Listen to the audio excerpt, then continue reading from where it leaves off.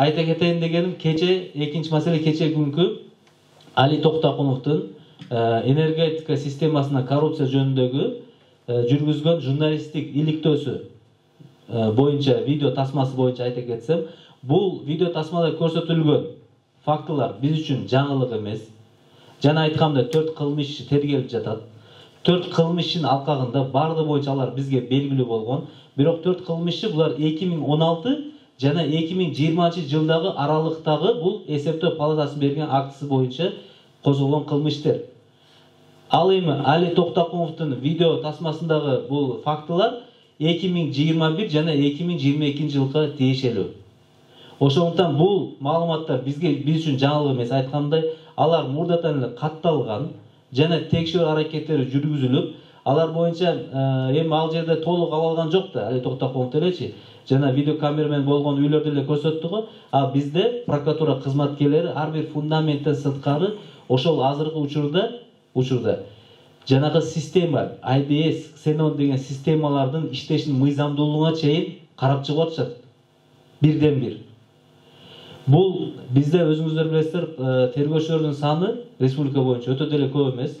Прокуратура органынан тергөөчүлөрдүн саны 100гө жетпеген. Бирок ошого карабастан район шаарларда ар бир жерде тергөөчүлөр толук кандуу президенттин койгон талабын толук кандуу аткаруу боюнча иш жүргүзүп жатат. Мына айтканымдай, бул иштин президенттин койгон талабынын 80% толук аткарылып, мамлекетке мына 49 миллион сом өндүрүлүп, бир кылмыш сотко кетти. Калган кылмыштар да жана айткандай тез күндө аяктайт. Андан сырткары бул ишти улантып биз 2021-2022 жылдардагы эсептен чыгарылган ар бир карызды бир сомуна чейин мыйзамдуулугун текшерип, жана аларга юридикалык баа берилип, тергөө аракеттери жүргүзүлүп, жыйынтыгына чыгабыз буюрса. Медиахабдан Мерим Аникеева.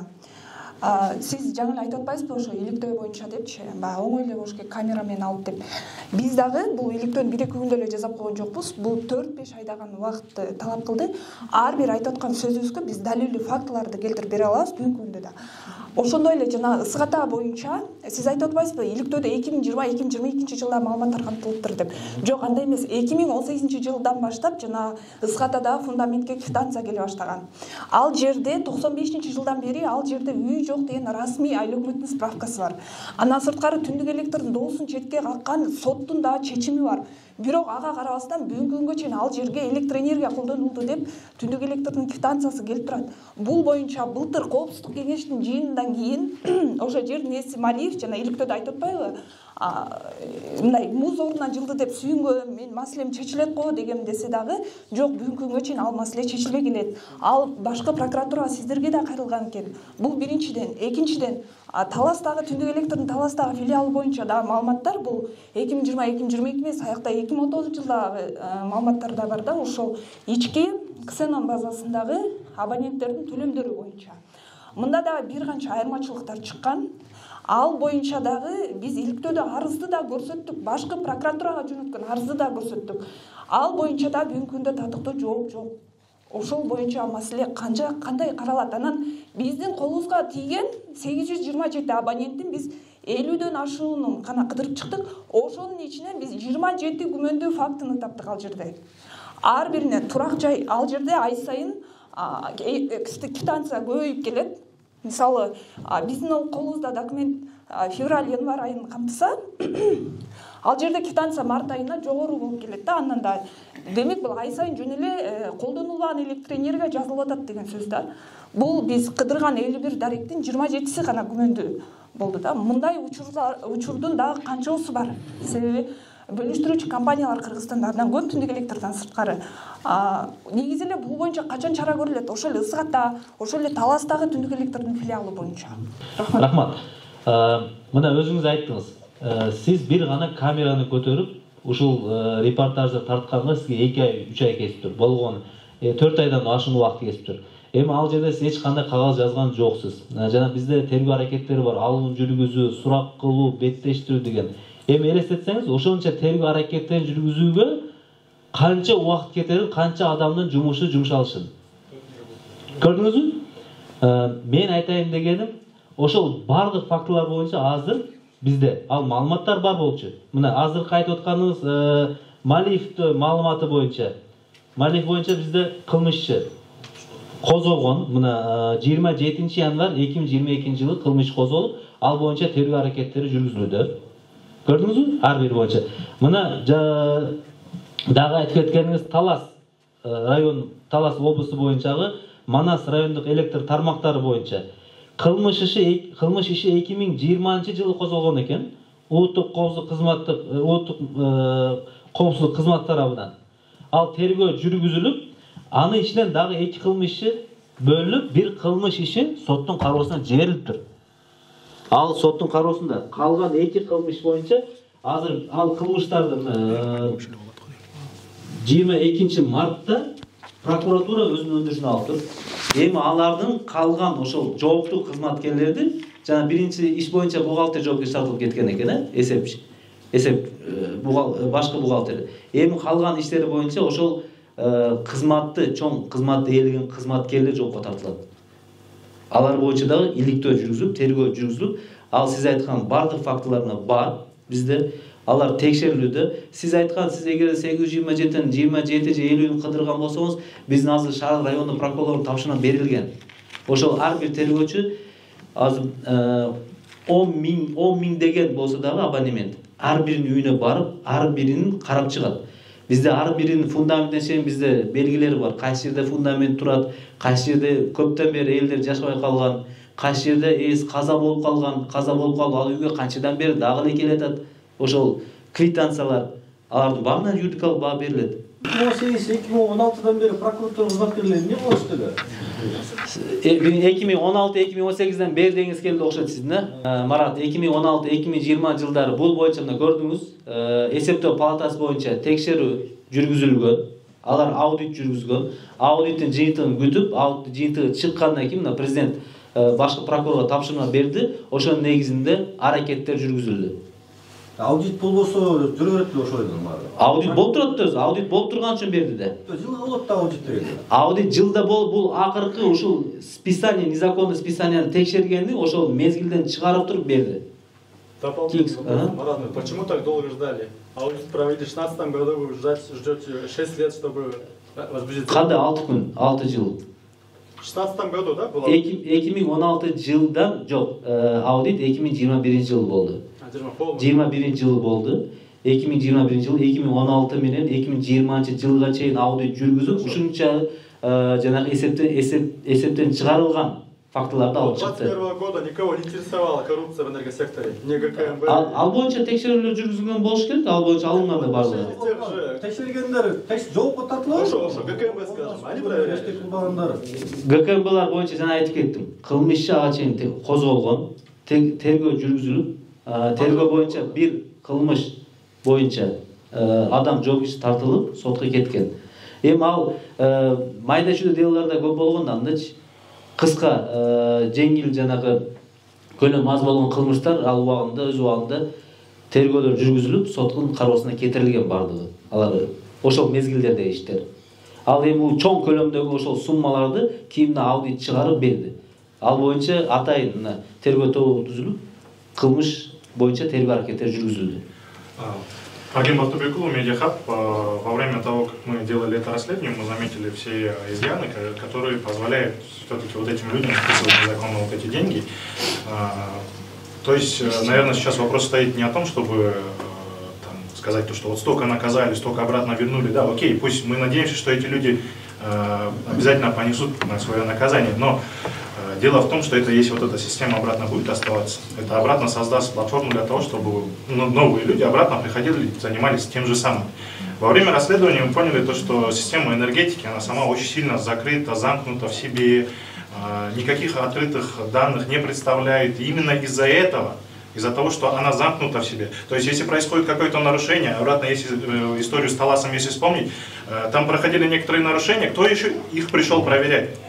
Северэлектро пришли их проверять. 12 человек работают в Северэлектро. Они составили акт, выявили нарушение, и после этого якобы все забылось. Потому что нарушения сами же они сделали внутри Северэлектро. Сами же проверили, и оказывается, сами же должны были какие-то меры принимать. Да? Мне кажется, здесь больше вот вы, как человек, который люди сейчас расследуют, это огромное масштабное дело, вы должны какие-то предложение для того, чтобы уменьшить вот эти коррупционные риски, предоставить тоже. Потому что это будет обратно продолжаться, потому что мертвые души это не новое явление. Если вы помните, в 2007 году Суланалиев на Рыне, в том же на Рыне, где вот сейчас с востока Релекта вы выявляете обратно мертвые души, Суланалиев, когда был губернатором, он выявлял эти мертвые души. То есть обратно все будет повторяться. То есть все-таки думаю, что нужно что-то менять для того, чтобы вот эта система она стала более открытой.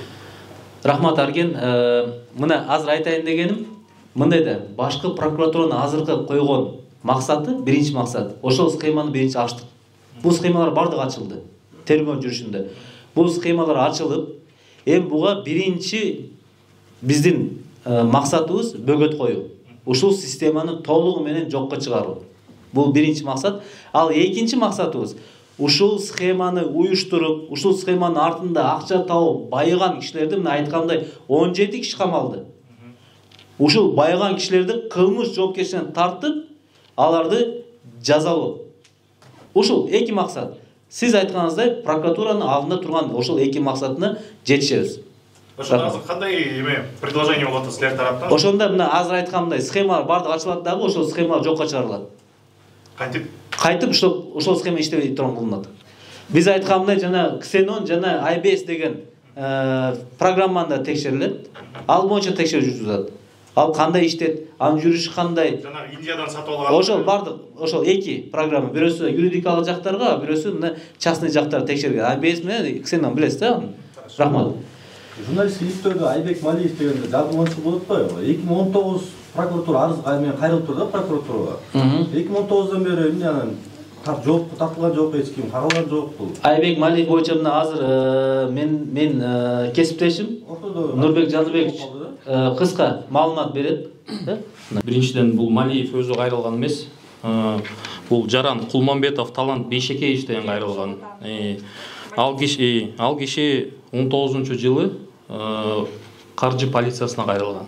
Каржы полициясына кайрылып, каржы полициясы тарабынан 233-берене менен кылмыш жаза кодексинин кылмыш иши катталган. Бул кылмыш иши билесиз март айында 2021-жылы каржы полициясы жоюлуп кеткен. Ошондуктан бул иш прокуратура органдарына келип, эми Ысык Ата райондук прокуратуранын өндүрүшүндө тергелип жатат. Жалпысынан Кулманбетовдун 6000 сомдук карызы бар бул электроэнергия үчүн, жана 10.000 сом бул туум, пеня, орусча айтканда. Бүгүнкү күндө Север түндүк электронун базасы боюнча 29 декабрь 2021 жылы 6000 сом 125 сом төлөнгөн негизги карыз. Жана 10.000 сом 10.716 сом жокко чыгарылган. Бул пеня, туум. Кандайча төлөнгөн? Ал принципке таянып төлөнбөй жүрбөйбү? Ооба, соттун чечими бар. Бирок бүгүнкү күндө базадан төлөнүптүр. Мен сизге кагаздын көчүрмөсүн берсем болот. Алып алсаңыз болот. Аны ким төлөгөн белгилүүбү? Ким төлөгөн муну? Аны Жок, бул система жалган экени, ал жок абонентке жазылганы далилденип атпайбы? Анан кандай? Жок, бул жерден кылмыш иши эмне менен козголгон? Түндүк электронун кызматкерлери доо арыз менен сотко кайрылганда, билесиз, соттун чечими бар. Ошол сотко кайрылганда Кулманбетов менен Түндүк электрон ортосунда келишим бар деп туруп, ошол келишимге жасалма кол коюлуп калган. Бул деген соттук экспертизанын аныктамасы менен Кулманбетовдун колу эмес болуп чыккан. Ошол негизинде иш козголгон. Бул иш азыр тергелип, өндүрүш менен аяктап, аны сотко арчылды. Ошондо 6000 сомду ким төлөгөн болот? Ошондо 6000 сомду бул суроону Кулманбетовго бериш керек го. Алар төлөгөн эмес деп атышат. Алар принципиально төлөбөйт. Ооба, бирок мына базанын ичинде төлөнүп турат. Төлөдү макул төлөгөн жок. 2019 расторание сотто ким толтура 2 жыл акты жүрдү иш. 2021 5 мартта. 5 мартта. 1 жыл акты бар. Ал жерде каржы полициясында бул жалгыз иш эмес. Көптөгөн иш кыскартуусу кыскарылып, архивге тапшырылган.